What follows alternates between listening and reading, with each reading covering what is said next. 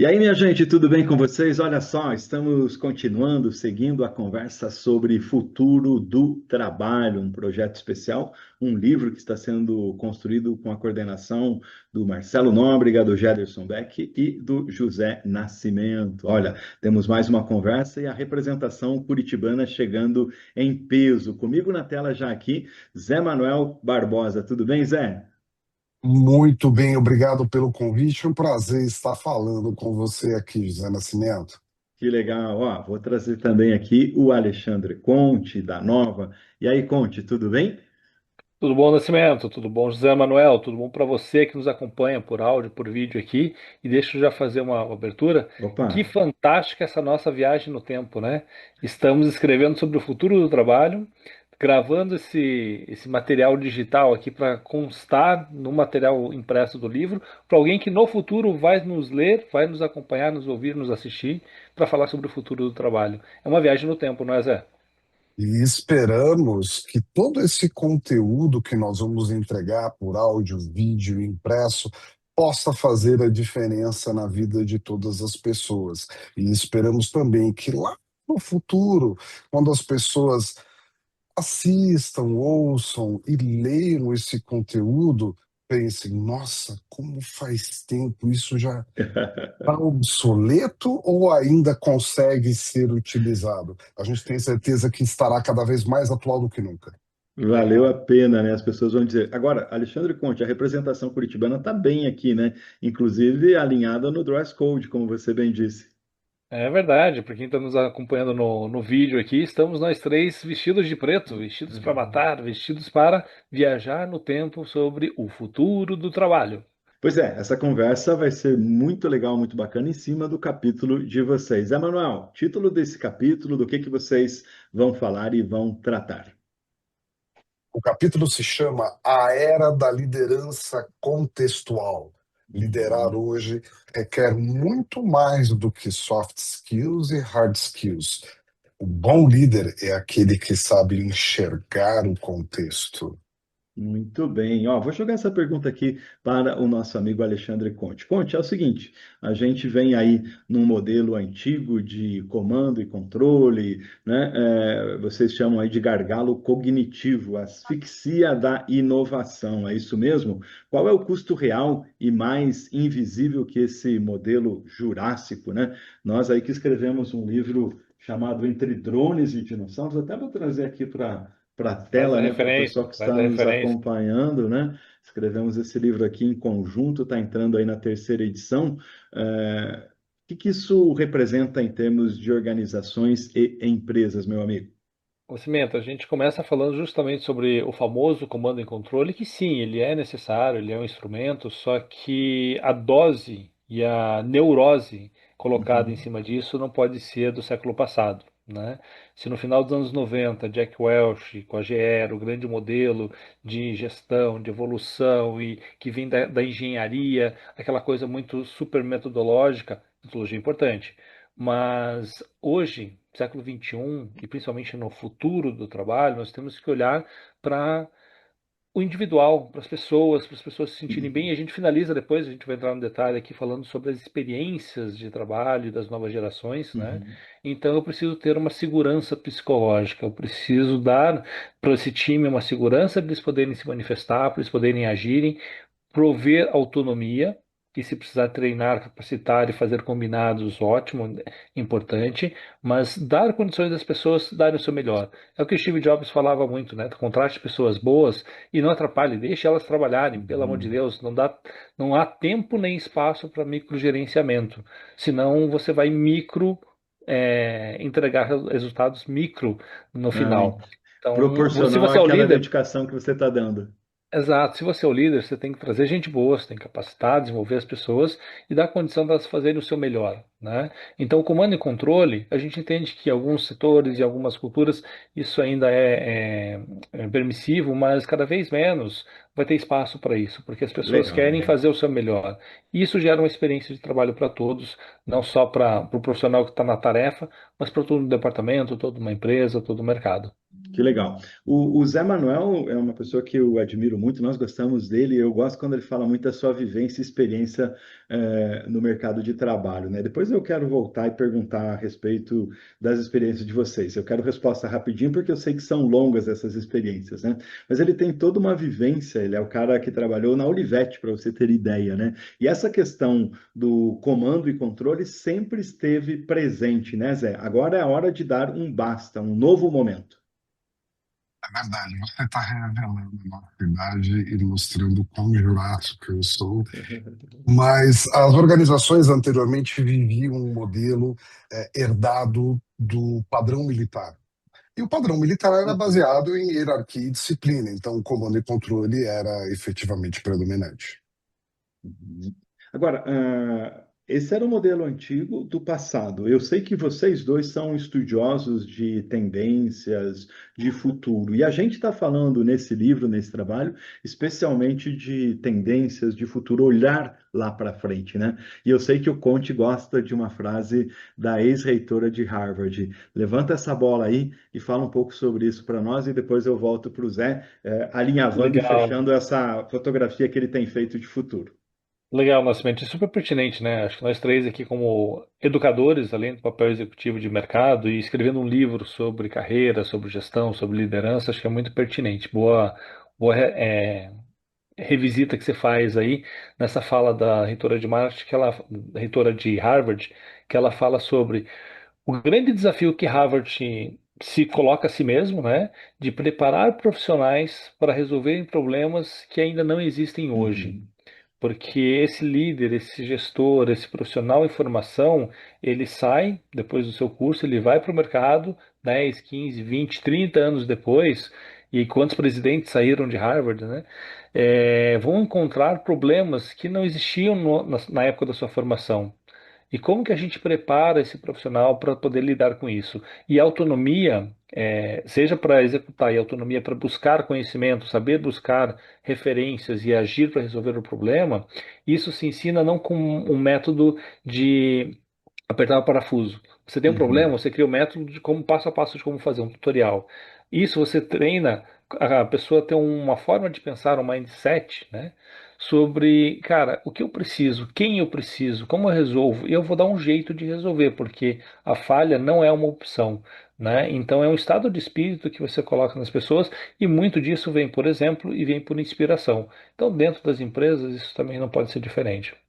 Legal, estou trazendo o Zé aqui para a tela para jogar uma bola para você. Você é o cara, né? Já revelei aqui da máquina de escrever, mas que passou também pela implantação de plataformas digitais, por essa mudança toda.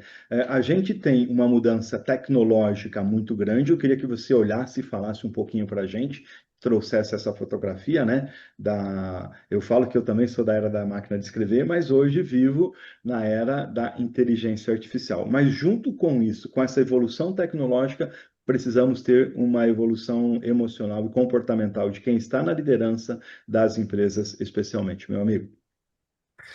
O mesmo modelo de liderança que funcionou para um determinado contexto claramente não funciona para outro. Talvez não 100%, pode funcionar um pouco. Eu vivi lá no Olivetti toda a era da máquina de escrever, depois a era da automação, porque o Olivetti foi a maior fornecedora da América Latina de equipamentos e sistemas para bancos. Todos os Uhum, bancos nos anos 90 utilizavam. Depois a Olivetti adquiriu a Telecom Itália e nós fizemos o startup da Telecom Itália no Brasil, então já subimos a régua. Logo que depois eu fui para uma startup da Intel, e se você sabe o que é Linux, é graças ao trabalho que nós desenvolvemos na Conectiva, subindo a régua de novo, e mais uma vez eu fui para o mercado de tecnologia na empresa que hoje é a atual TOTUS. Tá? Fizemos uau! o IPO da DataSul. Ou Olha seja, aí, Alexandre muita Conte, que jornada, coisa hein? é bacana, muita coisa que eu aprendi e vivi naqueles cenários anteriores, e que foram grandes desafios, não serviram para as empresas novas, principalmente porque o contexto mudava. é o velho e bom que te trouxe até aqui, não vai te levar a um outro estágio, a um outro patamar, tanto em termos de Não tenha tecnologia, dúvida. Alexandre Conte, quanto em termos de comportamento, né? E a gente fala muito no nosso livro, né? A gente não quer ser dinossauro, mas a gente provoca muito para essa simbiose de saberes, de conhecimento entre essas duas gerações, uma coisa imprescindível, Conte. E o que que é bacana, né? Porque assim, da mesma forma que o que nos trouxe até aqui provavelmente não vai nos levar adiante, a gente também precisa ser respeitoso a esse passado, a essa história, porque naquele contexto isso foi o grande elemento de sucesso. Agora, que aprendizado nós conseguimos tirar dos fracassos e dos sucessos do passado para adaptá-los ao novo cenário?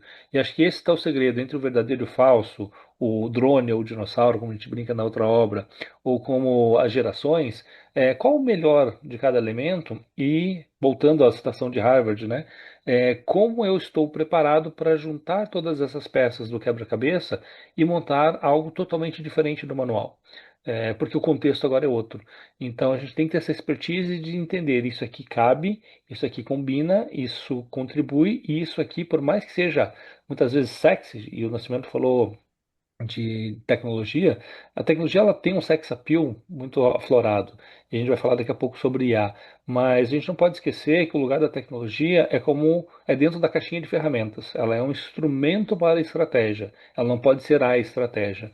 Mesmo em empresas de tecnologia como a TOTS, onde eu e o José Nascimento, o José Manuel trabalhamos, ela é uma máquina de vendas, ela é uma empresa corporativa, ela volta-se para o negócio do seu cliente final e não para a tecnologia. Se vai ser essa linguagem, se vai ser esse sistema, se vai ser esse, tanto que está aí comprando uma série de outras empresas, outros sistemas, por quê? Porque tecnologia continua sendo uma caixinha de ferramentas para atingir um objetivo final. Muito bem, né? E em cima disso, a gente falou de tendências, de futuro, de negócios, e quem toca os negócios são os líderes, a partir da ação e do trabalho das pessoas. E no capítulo de vocês, vocês falam sobre liderança também, né? Liderar por contexto. É um tema que vocês trazem. Liderar por contexto é dar às pessoas a mesma precisão de decisão que o CEO, é fazer com que o colaborador atue como protagonista também. A gente tem falado muito sobre isso, várias pessoas têm trazido esse ponto. Zé Manuel, enquanto você toma o seu cafezinho aí, estou vendo aqui Gostei da caneca. os Rick and dentes do Morty. dragão, né? Eu quero saber o seguinte: isso não é arriscado e perigoso demais? Será que as pessoas estão preparadas para essa liderança, por contexto? Existe o cuidado de fazer com que o líder, por contexto, garanta que a autonomia não vire um caos descentralizado, né? O risco não está na autonomia, ele está sempre na falta de clareza. Ah, Uhum. Liderar para o contexto não é abrir mão da liderança, é mudar o foco do que deve ser feito, Nascimento, daquilo que estamos fazendo. Então, do como fazer para o que estamos fazendo juntos. O gestor ele acaba abrindo mão do papel de ser um aprovador de tarefas, daquele batedor de martelo, e ele acaba se tornando provedor de clareza. Então, quanto mais claro o ambiente, a tarefa, o fluxo, o processo, todos colhem resultado. A garantia contra esse caos é um contexto robusto. Gestão à vista, visibilidade, protocolos claros, ah, dados acessíveis por todos. A estratégia uhum. tem que ser cristalina, porque todo mundo é parte da execução. A estratégia não pode ficar apenas na cabeça do CEO. De uma pessoa. Lembro, e eu gosto O, muito daquela fala do CEO do Google, que viralizou na internet, épocas de conhecimento descentralizado, a gestão não pode ser centralizada. Então, se ah, o contexto é dado com precisão, Nascimento, a decisão e o resultado vai ter a mesma precisão como se o CEO estivesse executando. Vou te dar eu, dois exemplos práticos aqui, Nascimento, e para pois quem está não. nos acompanhando, né? Se o conhecimento está descentralizado, como o Zé Manuel coloca, não está na mesa do board a decisão que o farmacêutico tem que tomar em cima do balcão diante do cliente que Uhum. está tá atravessando a rua para comprar da outra farmácia, né?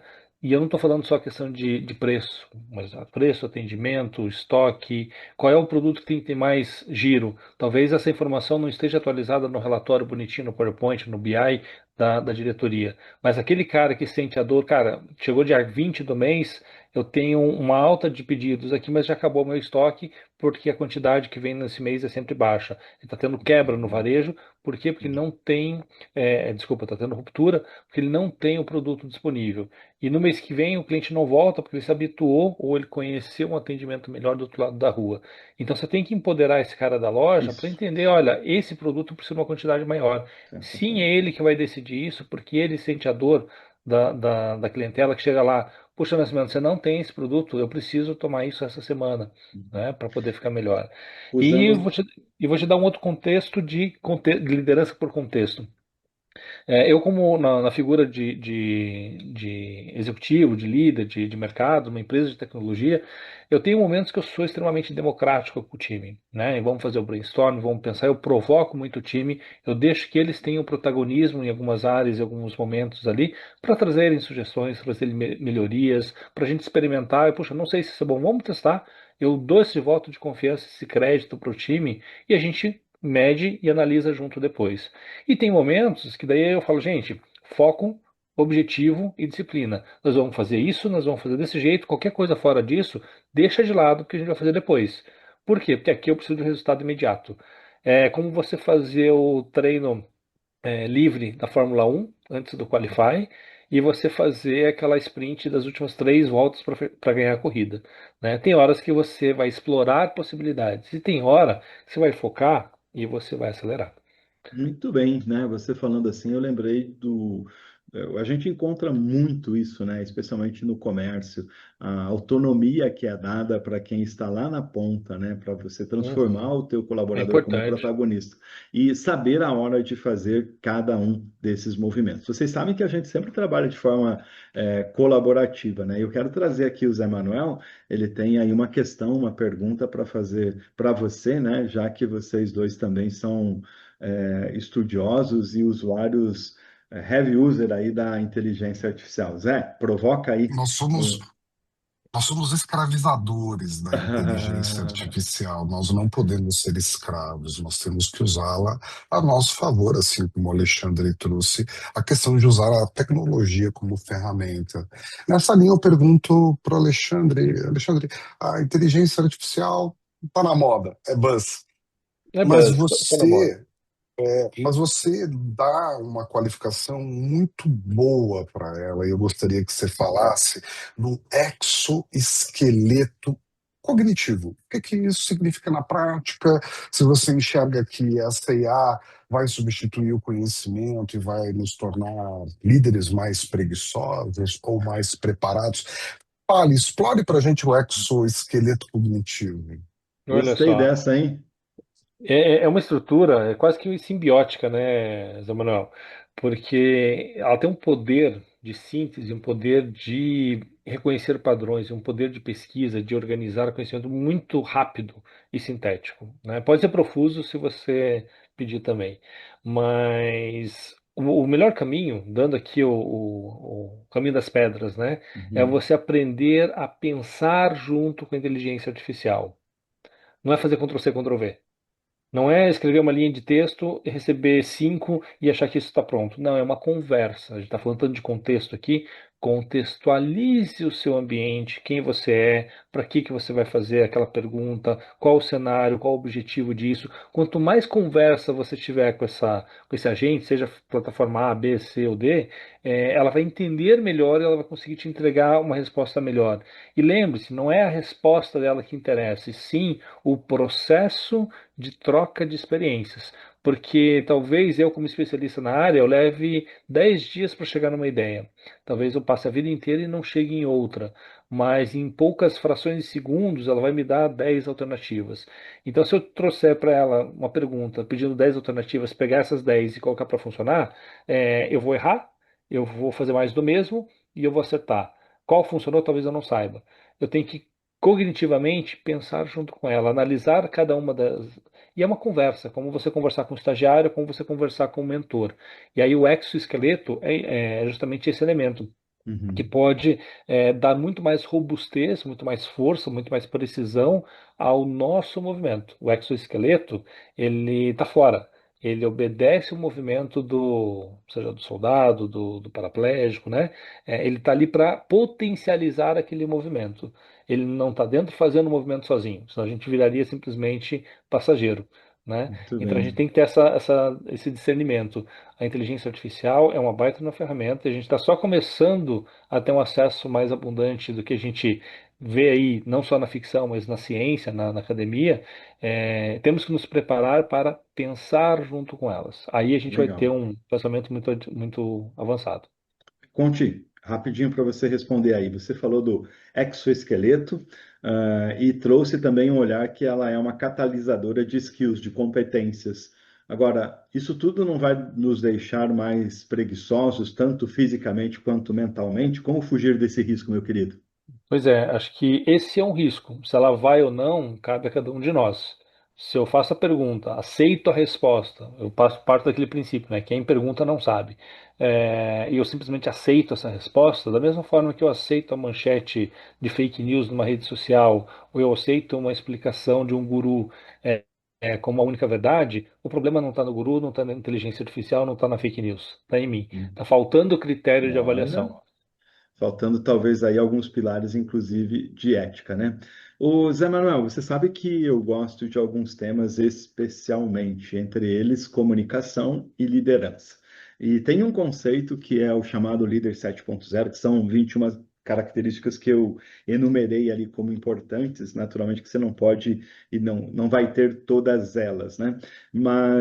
E eu gosto muito de dizer o seguinte, que a liderança precisa ser contingencial. E vocês trazem no capítulo de vocês um bloco falando sobre a liderança inspiracional, tá? Eu queria que você falasse um pouquinho, né, desse conceito que é quase sagrado aí no mundo corporativo.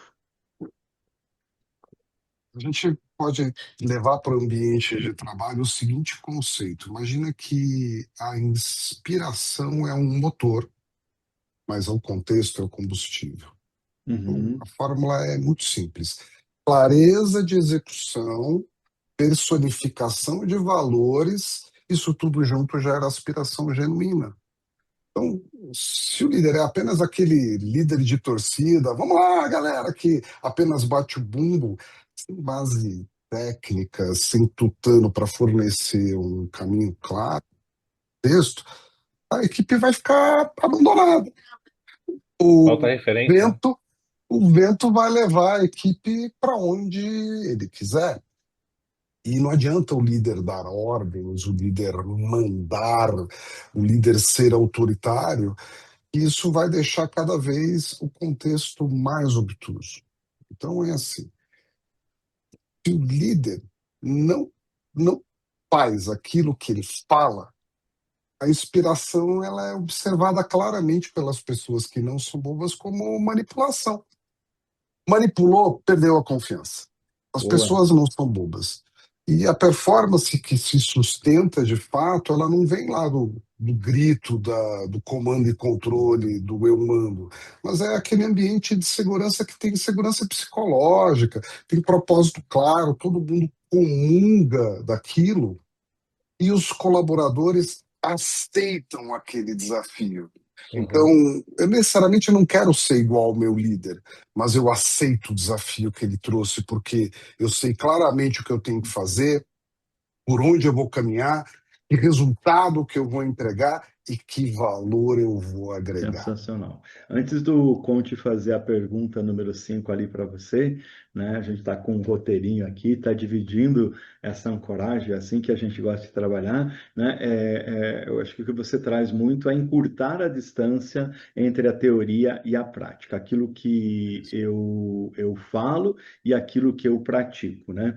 E na conversa que eu tive, né, com o César, eu estava comentando, ele falou muito sobre essas soft skills da liderança e a gente tem que cuidar, né, para que essa liderança não seja só bonitinha, boazinha, da empatia, mas seja focada de resultados. Ele falava também sobre a questão da vulnerabilidade, né, do líder não precisar ser aquela pessoa irredutível, aquela pessoa que tem que ser a fortaleza eterna todo dia, toda hora. Não, eu também tenho que me vulnerabilizar para quê? Para entrar num nível de igualdade, de conversa com o meu time e fazer com que o time veja que eu também tenho forças, fortalezas, mas também tenho os meus pontos a serem melhorados, que eu vou chegar para o meu time e dizer assim, como que eu faço isso, né? O Conte trouxe esse olhar muito bem, né? Ele disse assim, tem horas que eu sou o líder democrático, eu sou o líder da conversa, do diálogo, da troca de ideias, de opiniões, mas tem momento no final da corrida que eu tenho que bater na mesa e dizer, ó, agora tem que ser do meu jeito, né? Bom, Tim, o que que você quer trazer aí de questões e perguntas para o nosso amigo Zé Manuel? Vamos lá. E a gente está falando, no teu discurso, a gente vê um pouquinho do que a gente abriu a conversa ali falando sobre segurança psicológica. Se eu posso levantar a mão e perguntar, é porque o ambiente me permite fazer isso, né? Se um líder contextual ele pode mudar de papel, né, ser mais Uhum, democrático, mais incisivo, e não necessariamente ser do meu jeito, mas do ser do jeito combinado e objetivo para a gente garantir um resultado mais rápido, sem margem de erro, é porque isso está fazendo sentido para o grupo, né? Então, ter uma visão compartilhada da estratégia, dos motivos, dos objetivos, né? Isso faz o que a gente vê na academia, o conceito de make sense. Ele faz sentido na cabeça das pessoas. Porque senão o comando e controle ele servia no passado para garantir que o colaborador pudesse fazer algo que ele nem sabia que tinha que fazer. Ele não entendia o porquê. Ele era pago, tinha que fazer, estou mandando, tem que obedecer, né? Agora, quando a gente fala de inspiração, eu estou inspirando outras pessoas a fazerem porque elas querem fazer. E por que que elas querem fazer? Porque elas entendem a realização do todo, elas entendem como elas estão contribuindo. E entendendo esse contexto todo, que acho que é o grande palavra-chave da nossa conversa, do nosso capítulo aqui, Zé Manuel, esse comportamental das pessoas, dos profissionais, dos colaboradores, é o que realmente dita o resultado operacional da empresa? Nós precisamos primeiro separar o seguinte: aquela liderança inspiracional que eu falei, no comando e controle, onde no meio a gente tem claramente o contexto, trazendo à luz a discussão dos protocolos. Então, se eu der clareza para os colaboradores o que eu quero que aconteça, mas se eu não criar os protocolos, processos e controles, talvez eu não consiga orquestrar as competências que essas pessoas têm para poderem fazer uma entrega adequada. E aí eu crio o caos. Então, o comando e controle, ele não deixa de existir. Ele coexiste uhum, uma liderança inspiracional que observa o contexto, deixa claro o papel que cada um deve exercer, responsabilidade que cada pessoa tem sobre o total, e ele acompanha, mede resultado, faz ponto de checagem. Sem isso, o operacional ele acaba ficando frágil. Então, a gente tem que lembrar, não se trata de escolher entre pessoas e resultados, mas o importante é entender que o bem-estar é requisito para a excelência. Mas se eu não der clareza, processos e controles, as pessoas não vão ter paz. Elas acabam entrando em modo de sobrevivência, uhum. porque meu chefe não é claro com aquilo que eu tenho que fazer, meu chefe muda de decisão a toda hora, o processo que vale é o da cabeça dele, o que está escrito não funciona. Então, processos, controles, protocolos devem ser seguidos. Muito bem. Esse, a forma com que as pessoas se sentem no dia a dia, entendem, pode influenciar se o ambiente vai ser positivo ou negativo, o clima vai ser ruim, o clima vai ser bom, porque nós sabemos que não é o líder que determina a cultura. Ele até sugere a cultura, mas quem de fato imprime o ritmo da cultura é o time. É o Muito coletivo, bem. né? Legal. Minha gente, ó, a gente está indo para o finalzinho da nossa conversa, a gente tem 10 minutinhos. Eu vou dividir esses 10 minutos em quatro questões aqui para vocês, que eu quero ouvir os dois a respeito desses temas, tá? O trabalho, Zé, Manuel, das novas gerações, não é um destino, mas uma experiência, uma coisa nova que nós estamos vivendo e vivenciando, né? O mercado de trabalho vai perder se não compreender, o que realmente importa para cada talento. Como que você vê esse ponto e que exemplo você pode trazer prático para a gente? Eu acabei de completar 40 anos desde que a minha carteira foi assinada pela primeira vez, lá no Banco Nacional. Do Banco Nacional veio o Olivetti, várias outras coisas. Hum, Sempre foi uma jornada. Parece que esse é um termo novo, romantizado, né? Lá atrás a gente trabalhava de forma escrava, sofria. Hoje é tudo mais bonito. A jornada é muito mais legal que o destino. Não, isso não mudou, Nascimento. Então, assim, essa questão da jornada de trabalho não é aquele crachá estático, ela muda conforme o ambiente. Então, se a empresa que você está trabalhando oferece para você uma empresa pobre, uma experiência pobre, falta de flexibilidade, microgerenciamento, não tem propósito Clima, claro, é isso, não tem cultura definida, não tem processos, o seu destino é ir para o concorrente. Então, talvez o concorrente de hoje seja o teu empregador de amanhã. Então, a presta empresa, ela vai acabar, atenção. sim, a empresa vai acabar perdendo a melhor parte, que é a contribuição de alguém que tem competência, mas não consegue empregar essas competências dentro da organização e precisa equilibrar isso com o contexto de vida. É. Conte, como Eu, conjugar todos esses fatores? olha, assim, o que que eu vejo, né? Nós somos uma geração, alguns dos primeiros do X, outros os últimos do X, e aí não é sobre melhor ou pior, né? Que é o grande, muitas vezes o que guia as conversas sobre gerações, mas sim de identificação.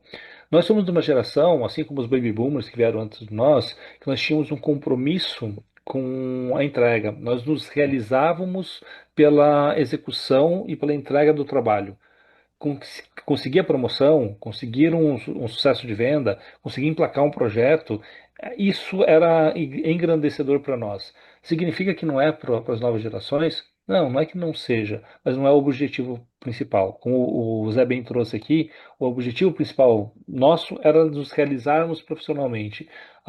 Da nova geração é curtir a jornada, ter uma boa experiência.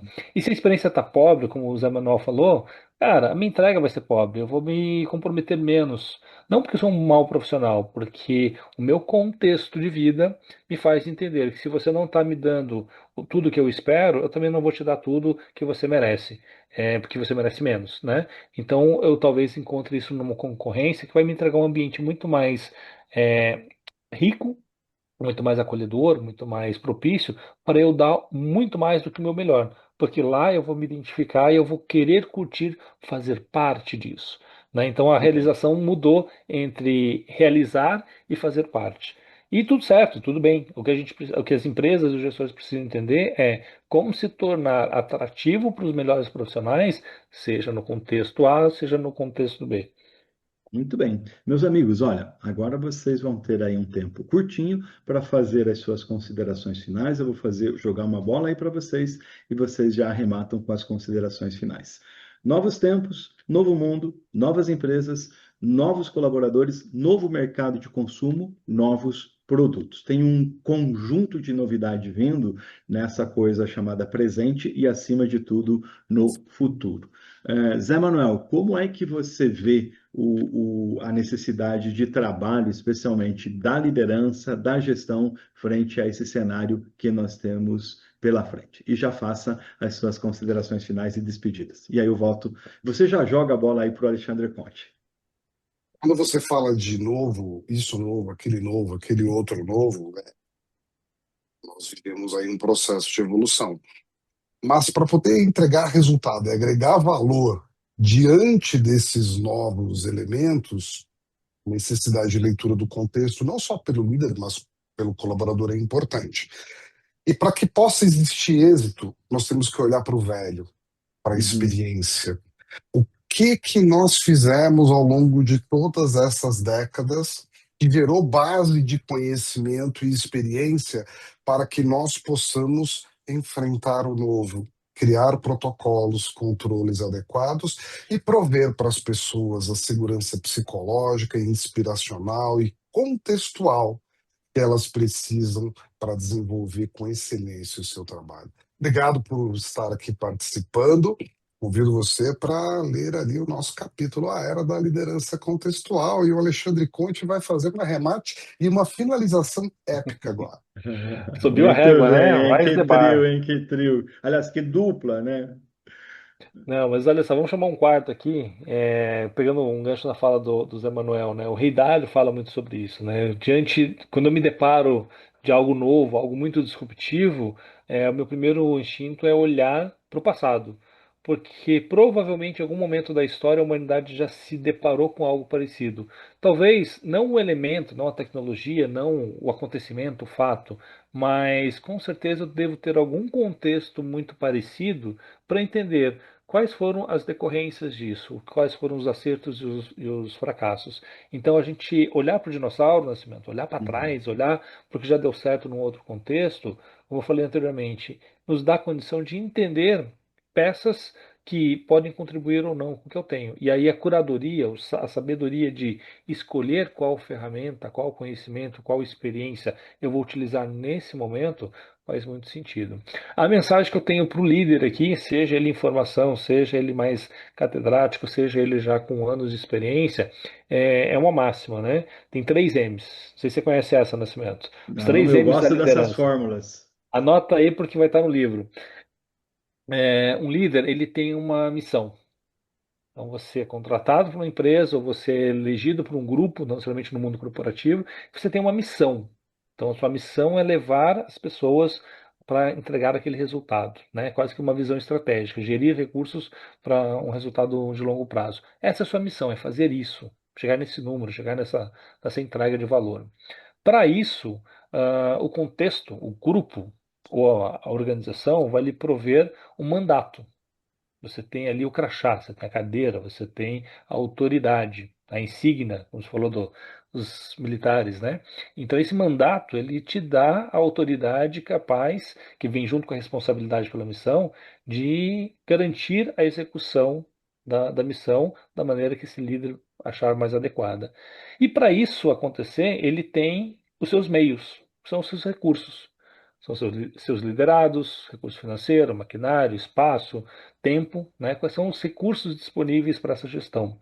Então, se você saber e tiver a consciência de olhar e lidar com a sua missão, com o seu mandato e com seus meios, sem negociar valores, mas sabendo negociar inspirações, exemplos, você consegue criar grupos que vão se mover para se comprometer com a sua missão.